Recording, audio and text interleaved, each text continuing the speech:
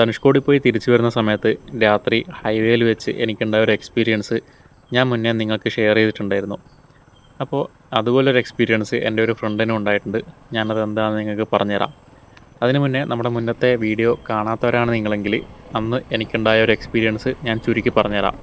ഇതേ വർഷം തന്നെ ജനുവരിയിലാണ് ഈ സംഭവം നടക്കുന്നത്. ജനുവരി 25 വൈകുന്നേരമാണ് സംഭവം. ഞങ്ങൾ അന്ന് 6:30 ആകുമ്പം ധനുഷ്കോടിയിൽ നിന്ന് തിരിച്ചു വിട്ടു. അപ്പോൾ ഹൈവേ ഒക്കെ അത്യാവശ്യം വിജനമാണ്. Incoming traffic തീരെയില്ല. കാരണം ഇങ്ങോട്ടേക്ക് വരുന്ന വഴി പ്രത്യേകിച്ചൊന്നും കാണാനില്ല. പകൽ മാത്രമേ വണ്ടികൾ കടത്തിവിടൂ.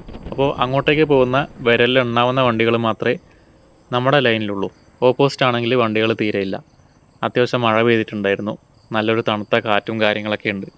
നമ്മളാണെങ്കിൽ 2 ദിവസമായിട്ട് കാര്യമായിട്ട് ഉറക്കമോ ഭക്ഷണമോ ഒന്നും ഉണ്ടായിരുന്നില്ല. കാരണം നമുക്ക് സമയത്തിൻ്റെ ഒരു പരിമിതി ഉണ്ടായിരുന്നു. അപ്പോൾ പെട്ടെന്ന് തന്നെ ധനുഷ്കോടി എത്തണം. അതുപോലെ തന്നെ അവിടെ കുറച്ച് സമയം സ്പെൻഡ് ചെയ്ത് ആ ഒരു റൈഡൊക്കെ ഒന്ന് ആസ്വദിച്ച് അന്നത്തെ നൈറ്റ് മൊത്തം റൈഡ് ചെയ്ത് പിറ്റേന്ന് ഏകദേശം ഉച്ചയ്ക്ക് മുന്നേ വീട്ടിലെത്തണം എന്നായിരുന്നു നമ്മുടെ പ്ലാൻ. ധനുഷ്കോടി എത്തുന്നവരെയുള്ള കാര്യങ്ങൾ പ്ലാൻ പ്രകാരം നടന്നെങ്കിലും പിന്നെ തിരിച്ചു പോകുമ്പോഴേക്ക് നമുക്ക് വണ്ടി ഓടിക്കാനുള്ള എനർജി തീരെ ഇല്ലാതായി. പക്ഷേ അടുത്ത എവിടെയും നിൽക്കാനുള്ള സ്ഥലങ്ങളും കാര്യങ്ങളൊന്നുമില്ല. നിങ്ങളങ്ങോട്ട് പോയവരാണെങ്കിൽ മനസ്സിലാവും. നോക്കത്താ ദൂരത്തോളം നീണ്ടു നിവർന്ന് കിടക്കുന്ന ഹൈവേ ആണ്.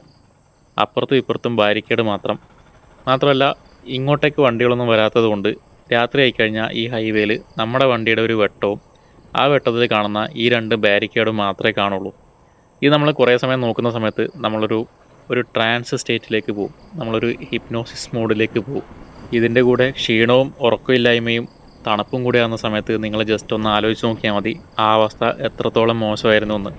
അങ്ങോട്ട് പോയ സമയത്ത് നമ്മളൊരു പാക്കായി ഒരു ഗ്രൂപ്പിൽ ഒരുമിച്ചാണ് റൈഡ് ചെയ്ത് പോയതെങ്കിലും തിരിച്ചു വരുന്ന സമയത്ത് നല്ല ടയർഡായതുകൊണ്ട് പലരും പല സ്പീഡിലാണ് വരുന്നത്.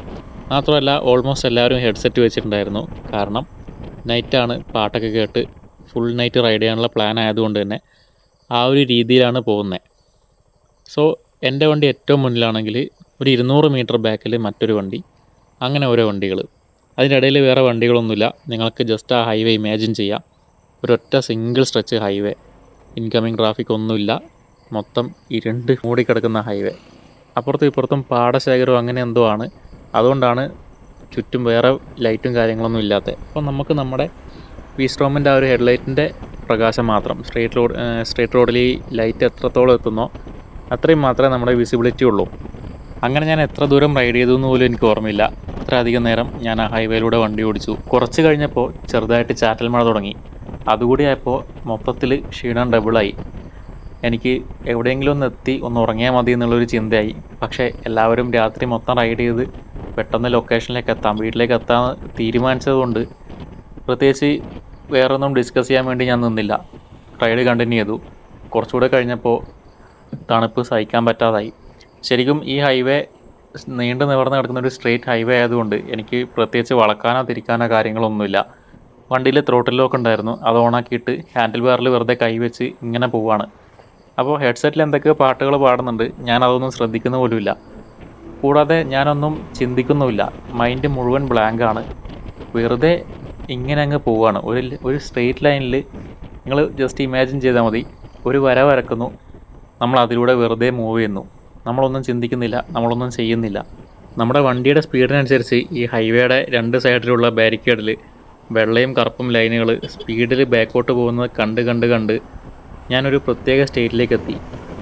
എനിക്ക് തോന്നി തുടങ്ങി ഞാൻ തന്നെയാണോ വണ്ടി ഓടിക്കുന്നത്, ഇനി ഞാനിത് ചിന്തിക്കുന്നതാണോ, ശരിക്കും ഞാൻ വണ്ടിയിലല്ലേ, ശരിക്കും ഞാൻ വീട്ടിലാണോ, അങ്ങനെയുള്ള ചിന്തകളൊക്കെ, അങ്ങനെയുള്ള തോന്നലുകളൊക്കെ എൻ്റെ മനസ്സിൽ വന്നു തുടങ്ങി. പക്ഷെ അതൊന്നും ചിന്തയായി രൂപപ്പെടുന്നില്ല, വരുന്നു പോകുന്നു അത്രമാത്രം. ഈ ഒരു ലെവലിൽ പോകുന്ന സമയത്താണ് ഞാൻ ഒരു കാഴ്ച കാണുന്നത്. ഏറ്റവും ദൂരെ, അത്രയും ദൂരം ഒരു പൂച്ചക്കുട്ടി പോലും ഇല്ലാതിരുന്ന ഹൈവേയിൽ ഞാൻ ഒരു ബൈക്ക് കാണുകയാണ്. ആ ബൈക്ക് സ്പ്ലെൻഡറാണ്. അതിൻ്റെ ബ്രേക്ക് ലൈറ്റ് കാണുമ്പോൾ തന്നെ അത് മനസ്സിലായി. റൈഡർ ഫുൾ ബ്ലാക്കാണ് ഇട്ടേക്കുന്നത്. ബൂട്ട്സും അതുപോലെ ജാക്കറ്റും കാര്യങ്ങളൊക്കെ ധരിച്ചിട്ടുണ്ട്. പക്ഷേ എനിക്ക് വീടായി തോന്നിയ കാര്യം, ആ ബൈക്കിൻ്റെ പുറകിലൊരു പെൺകുട്ടി ഇരിക്കുന്നുണ്ട്. ആ പെൺകുട്ടി ധരിച്ചേക്കുന്നത് ആ റൈഡർ ഇട്ടതുമായിട്ട് യാതൊരു മാച്ചിങ്ങും ഇല്ലാത്ത ഡ്രസ്സാണ്. ഒരു ചന്ദന കളർ ഗൗണ്. ആ ഗൗണ് വളരെ നീളമുള്ളൊരു ഗൗണാണ്, അൺയൂഷ്വൽ ഗൗണാണ്. അത് കാറ്റിലിങ്ങനെ പാറി കളിക്കുന്നുണ്ട്. അവളുടെ മുടിയും പാറി കളിക്കുന്നുണ്ട്. ഈ ബൈക്ക് സ്ലോ ആകുന്ന സമയത്ത് ഈ ഗൗൺ റോഡിലിങ്ങനെ ഉരഞ്ഞ് നീങ്ങും. അല്ലാത്തപ്പോൾ ഇത് ചെറുതായിട്ടിങ്ങനെ പൊന്തി കാറ്റിലിങ്ങനെ ആടി ഒലിഞ്ഞ് അങ്ങനെ പോകും. ഞാൻ ഇതൊക്കെ കാണുന്നുണ്ടെങ്കിലും ഇതൊന്നും ഞാൻ പ്രോസസ്സ് ചെയ്യുന്നില്ല. അപ്പോൾ ഞാൻ ഹൈവേ വിജനായതുകൊണ്ട് തന്നെ വണ്ടി അത്യാവശ്യം സ്പീഡിലാണ്, 3 ഡിജിറ്റ് സ്പീഡിലാണ് ക്രൂസ് ചെയ്തുകൊണ്ടിരിക്കുന്നത്.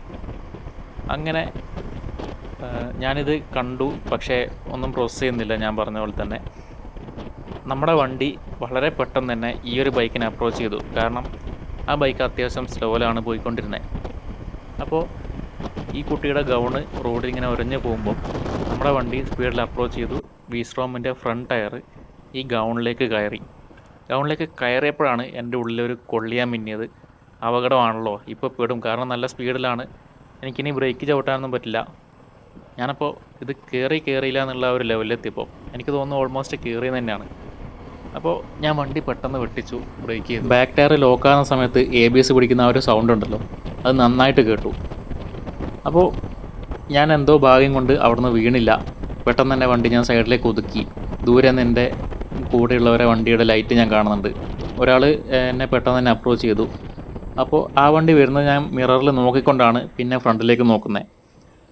ശരിക്കും ആ ഒരു സമയം ഞാൻ ഞെട്ടിത്തരിച്ചു പോയി. കാരണം ഞാൻ ആ സമയത്ത് കണ്ടിരുന്ന ആ ഒരു ബൈക്കും ആ ഒരു പെൺകുട്ടിയും അങ്ങനെ ഒരു സംഭവമേ അവിടെ നടന്നിട്ടില്ല. അങ്ങനെ ഒന്നുമില്ല. ശരിക്കും അതെൻ്റെ മനസ്സുണ്ടാക്കിയെടുത്ത ഒരു തോന്നലായിരുന്നു. ഞാൻ എൻ്റെ ഫ്രണ്ട് ടയർ കയറിയെന്ന് വിചാരിച്ച ആ ഗൗണ് റോഡിലുള്ള വെള്ളക്കെട്ടായിരുന്നു. ആ വെള്ളക്കെട്ടിൽ നിന്നാണ് ഞാൻ വണ്ടി വെട്ടിച്ചത്. അപ്പോൾ അത് അത്യാവശ്യം ഡീപ്പായിട്ടുള്ള വെള്ളക്കെട്ടിനായിരുന്നു. ആ ഒരു സ്പീഡിൽ അതിലൂടെ പോയിരുന്നെങ്കിൽ ചിലപ്പോൾ വണ്ടി അപകടത്തിൽ പെട്ടേനെ.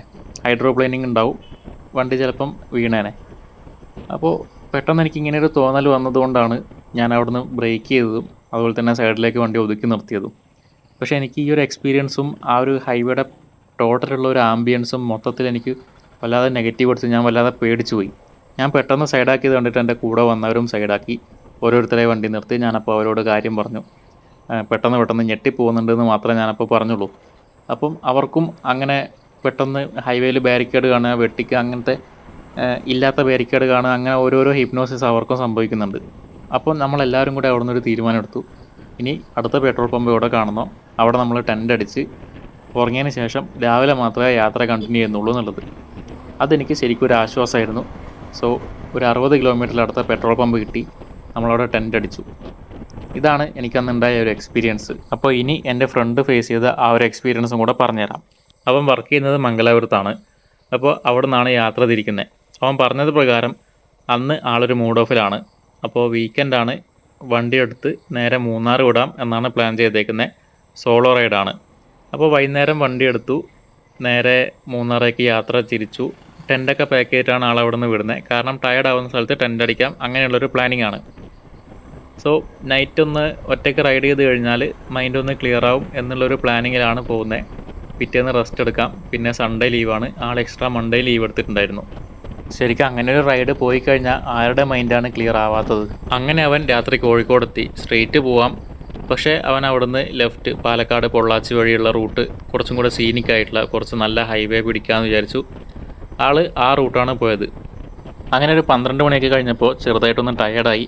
അവനൊരു കാപ്പിയൊക്കെ കുടിച്ച് പിന്നെ റൈഡ് കണ്ടിന്യൂ ചെയ്തു. എവിടെയും കിടക്കണം എന്ന് അവന് തോന്നിയില്ല എന്നാണ് അവൻ പറഞ്ഞത്. അങ്ങനെ പുലർച്ചെ ഒരു 3-3:30 ആയ സമയത്ത് അവൻ പൊള്ളാച്ചി എത്തി. ആ സമയത്ത് അങ്ങനെ ഒരു റൂട്ട് തിരഞ്ഞെടുത്തുകൊണ്ട് തന്നെ റോട്ടിൽ വണ്ടികളൊക്കെ വളരെ കുറവായിരുന്നു. അതുപോലെ കടകളും കാര്യങ്ങളൊന്നും ഉണ്ടായിരുന്നില്ല. അപ്പോൾ അവനെവിടെയും നിർത്തിയില്ല, യാത്ര കണ്ടിന്യൂ ചെയ്തു. ആ ഒരു സമയം നമുക്കെല്ലാം നോർമലായിട്ട് തോന്നുമെങ്കിലും ശരിക്കും ഇരുട്ടിൽ എന്തൊക്കെയോ നടക്കുന്നുണ്ട് എന്ന് നമ്മുടെ ഉള്ളിൽ നിന്നും ആരൊക്കെയോ പറയുന്ന ഒരു സമയമാണത്. ഒരു 3 മണി തൊട്ട് 4:30 വരെയുള്ള ആ ഒരു സമയം ശരിക്കും ഒറ്റയ്ക്കൊക്കെ റൈഡ് ചെയ്യാൻ എന്നെ സംബന്ധിച്ചിടത്തോളം വളരെ പേടി ഉണ്ടാക്കുന്ന ഒരു സിറ്റുവേഷനാണ്. പക്ഷേ അവൻ്റെ മെൻ്റൽ സ്റ്റേറ്റ് അന്ന് അങ്ങനെ ആയതുകൊണ്ടായിരിക്കാം അവൻ ആ ഒരു സാഹസത്തിന് മുതിർന്നത്. പൊള്ളാച്ചിയിൽ നിന്ന് വിട്ട് ഒരു 3/4 മണിക്കൂർ കഴിഞ്ഞ സമയത്ത് അവനൊരു എക്സ്പീരിയൻസ് ഉണ്ടായി. അതായത് വീണ്ടും കടന്നുപോയ വഴികളിലൂടെ തന്നെയാണോ അവൻ പിന്നെയും കടന്നു വന്നതെന്നുള്ളൊരു ചിന്ത അവന് വന്നു തുടങ്ങി. ഒരു 5-10 മിനിറ്റായിട്ട് ഈ ഒരു സംശയവും പേടിയും അവൻ്റെ മനസ്സിലുണ്ടായിരുന്നെങ്കിലും ഒരേ സ്ഥലത്തിൻ്റെ ബോർഡ് 2 തവണ കണ്ടപ്പോൾ തൊട്ട് അവന് കാര്യങ്ങളൊന്നും അത്ര പന്തിയല്ല എന്ന് ഏകദേശം മനസ്സിലായി തുടങ്ങി. പൊള്ളാച്ചി ഉദുമൽപേട്ട് ഹൈവേയിൽ പുലർച്ചെ ഈ ഒരു സമയത്ത് നിങ്ങൾക്ക് ഇങ്ങനൊരു എക്സ്പീരിയൻസ് ഉണ്ടാവുകയാണെങ്കിൽ നിങ്ങളാണെങ്കിൽ ശരിക്കും എന്ത് ചെയ്യും? നിങ്ങൾ ദൂരേക്ക് നോക്കുന്ന സമയത്ത് ആകെ കാണുന്നത് വിൻഡ്മിൽസ് മാത്രമാണ്. അപ്പോൾ അങ്ങനെ ചുറ്റും നടക്കുന്നത് അവൻ്റെ ഉറക്കക്കുറവ് കൊണ്ടുള്ള തോന്നലാണോ അതോ ശരിക്കും സംഭവിക്കുന്നതാണോ എന്നുള്ളൊരു കൺഫ്യൂഷനിൽ ആൾ പതിയെ വണ്ടി റൈഡ് ചെയ്ത് പോകുന്ന സമയത്ത് ഒരു ട്രക്ക് അവനെ പതിയെ അപ്രോച്ച് ചെയ്യുന്നത് അവൻ സൈഡ് മിററിൽ കണ്ടു. അപ്പോൾ ആൾ കുറച്ചും കൂടെ വണ്ടി ഒന്ന് സ്ലോ ഡൗൺ ചെയ്തു. ആ ട്രക്ക് അവൻ്റെ അടുത്തെത്തിയ സമയത്ത് അവൻ അതിന് സൈഡ് കൊടുത്തുകൊണ്ട് ട്രക്കിൻ്റെ കറക്റ്റ് പുറകിൽ തന്നെ റൈഡ് ചെയ്യാൻ തുടങ്ങി. കുറച്ച് സമയം അങ്ങനെ റൈഡ് ചെയ്തു. പിന്നെ പതിയെ റോഡിലെ തിരക്കൊക്കെ കൂടി വരാൻ തുടങ്ങി. അതുപോലെ തന്നെ വെളിച്ചം വരാൻ തുടങ്ങി. സൈഡിലെ കടകളൊക്കെ ഓപ്പൺ ആക്കാൻ തുടങ്ങി. അതൊക്കെ കണ്ടപ്പോഴാണ് ആൾക്കൊന്ന് സമാധാനമായത്. ഇങ്ങനെയുള്ള എക്സ്പീരിയൻസ് ഒന്നും എല്ലാവർക്കും ഉണ്ടാവുന്നതല്ല. നമ്മുടെ ഉറക്കമില്ലായ്മയും ക്ഷീണമൊക്കെയാണ് ഇത്തരത്തിലുള്ള തോന്നലുകൾ നമുക്ക് ഉണ്ടാക്കുന്നത്. അപ്പോൾ നൈറ്റൊക്കെ റൈഡ് ചെയ്യുന്ന സമയത്ത്, പ്രത്യേകിച്ച് ഒറ്റയ്ക്ക് റൈഡ് ചെയ്യുന്ന സമയത്ത് നമ്മൾ ഏറ്റവും കൂടുതൽ പേടിക്കേണ്ടത് പ്രേതത്തെയും ഭൂതത്തെയും ഒന്നുമല്ല, കള്ളന്മാരെയും കൊള്ളക്കാരെയും അതുപോലെ ഹൈവേ ഹിപ്നോസിസൊക്കെയാണ്. ശരിക്കും നമ്മൾ ഒറ്റയ്ക്കൊക്കെ വണ്ടി ഓടിക്കുന്നതാണെങ്കിൽ രാത്രിയുള്ള റൈഡുകൾ ഒഴിവാക്കുന്നതാണ് ഏറ്റവും നല്ലത്. ഇനിയിപ്പോൾ ഗ്രൂപ്പായിട്ടാണ് റൈഡ് ചെയ്ത് പോകുന്നതെങ്കിൽ പോലും പിറ്റേന്നൊരു സ്ഥലം കാണാനുണ്ടെങ്കിൽ നിങ്ങൾക്ക് ആ സ്ഥലം മുഴുവനായിട്ട് എൻജോയ് ചെയ്യണമെങ്കിൽ തലേന്ന് കുറച്ച് നേരത്തെ എത്തി നന്നായി ഉറങ്ങി റെസ്റ്റ് എടുത്തതിന് ശേഷം മാത്രം ഇങ്ങനെയുള്ള സ്ഥലങ്ങൾ കാണാൻ പോവുക. കാരണം അതാകുമ്പോൾ നിങ്ങൾക്ക് കുറച്ചും കൂടി എൻജോയ്മെൻറ്റ് കിട്ടും. അപ്പോൾ ഇത്രയുള്ള നമ്മുടെ ഇന്നത്തെ വീഡിയോ നിങ്ങൾക്ക് ഇഷ്ടപ്പെട്ടെന്ന് വിചാരിക്കുന്നു. ഇഷ്ടപ്പെട്ടെങ്കിൽ ഒന്ന് ലൈക്ക് ചെയ്യുക, ചാനലൊന്ന് സബ്സ്ക്രൈബ് ചെയ്ത് സപ്പോർട്ട് ചെയ്യുക. അപ്പോൾ എല്ലാവർക്കും താങ്ക്സ് ഫോർ വാച്ചിങ്.